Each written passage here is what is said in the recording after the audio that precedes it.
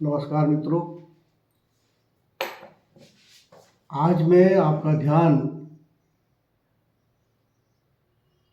कुछ विशिष्ट बातों की ओर लाऊंगा जो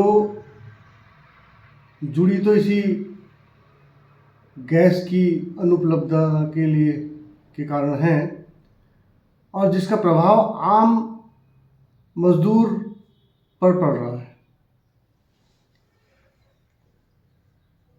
मैं सुबह जब मॉर्निंग वॉक में जा रहा था तो उस समय मैं क्या देखता हूँ कि जिन स्थानों पर मज़दूरों की मंडियाँ लगती थी, जहाँ पर मज़दूरों की अपार भीड़ होती थी और जिन स्थानों पर कॉन्ट्रैक्टर ठेकेदार आते थे और वे मज़दूरों को उठाते थे, वहाँ से ले जाते थे, उन स्थान पर अन्य दिनों की तुलना में इस बीच कम भीड़ हो रही है।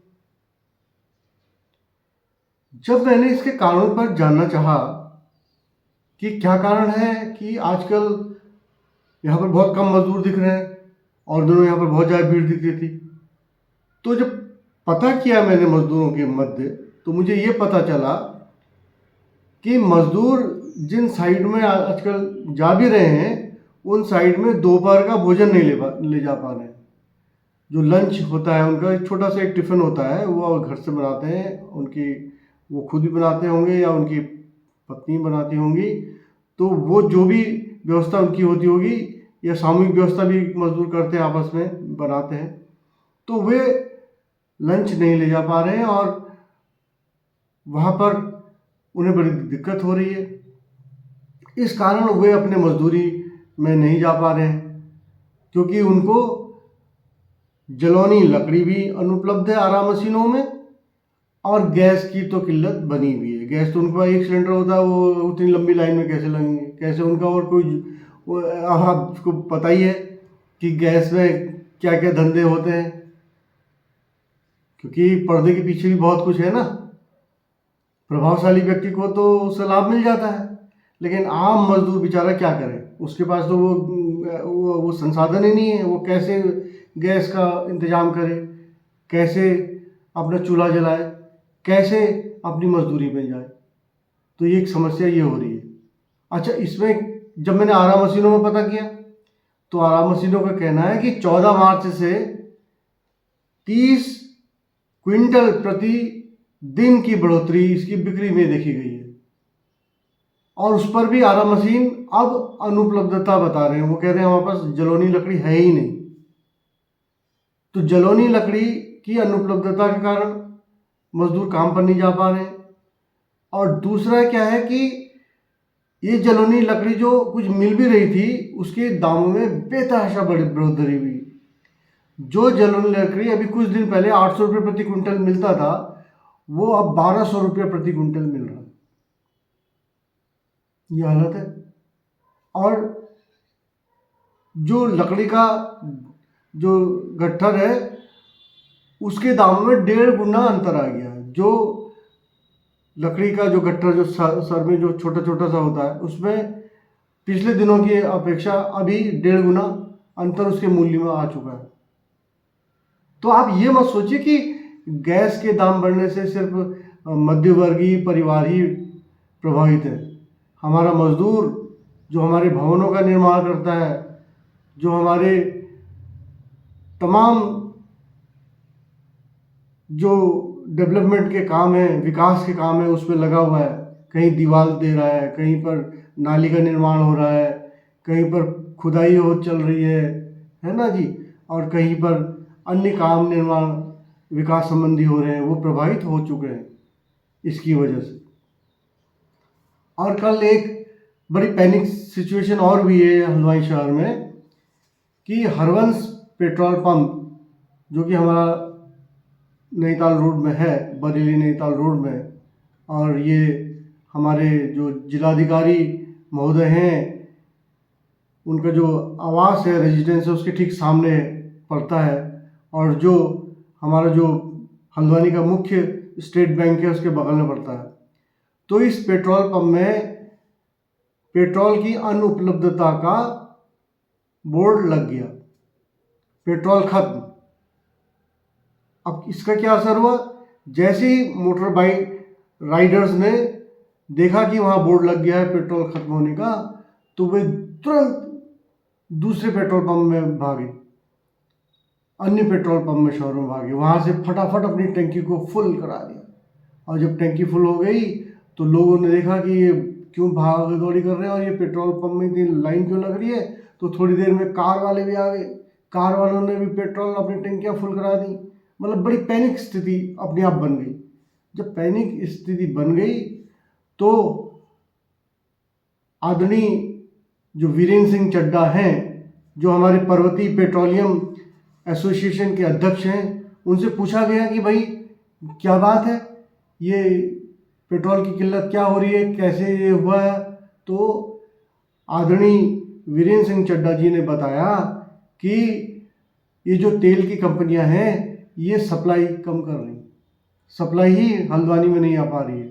तो जब सप्लाई बाधित हो रही है तो इसका प्रभाव तो अब बहुत ही जल्दी शीघ्र पड़ने वाला है। क्योंकि भले ही सरकार कहे कि पेट्रोलियम की कोई कमी नहीं है, डीजल की कोई कमी नहीं है, गैस की कोई कमी नहीं है, लेकिन हकीकत में तो ये हमको ऐसा दिखने में आ रहा है।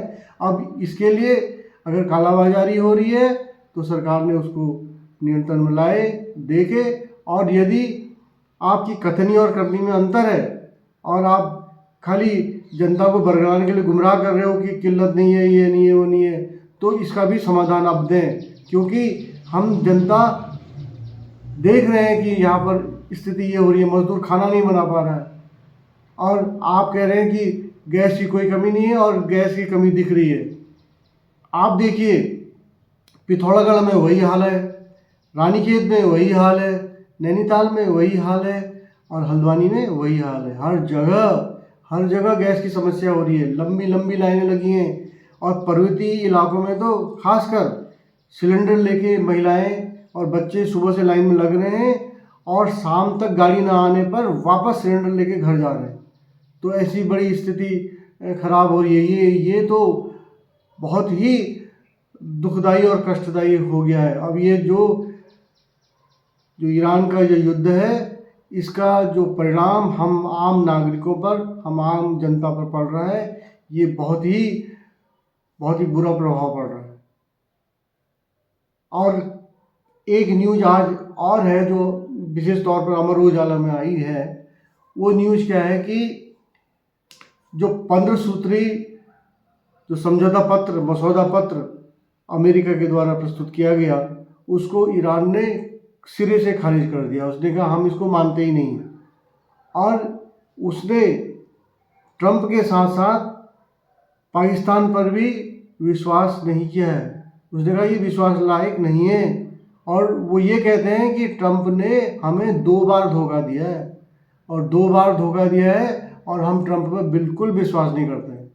तो ये तो ट्रंप की स्थिति हो गई। और दूसरा उन्होंने पाकिस्तान पर भी कहा है कि हाँ ये भी हमें इन पर विश्वास नहीं है। तो मध्यस्थता का तो कोई सवाल नहीं है। तो पाकिस्तान कल तक आ रहा था ना कि पाकिस्तान मध्यस्थता कर रहा है, लेकिन आज के पेपर में आया कि पाकिस्तान पर ईरान वाले विश्वास नहीं करते। उनके जो 3-4 बिंदु 5 बिंदु हैं वो बड़े सॉलिड बिंदु हैं। एक तो वो ये कहते हैं कि हरमुज जलडमरू पर जो उसका नियंत्रण है वो बना रहे, वो प्रभावी रहे, उनका नियंत्रण में रहे। पहली डिमांड उनकी ये है।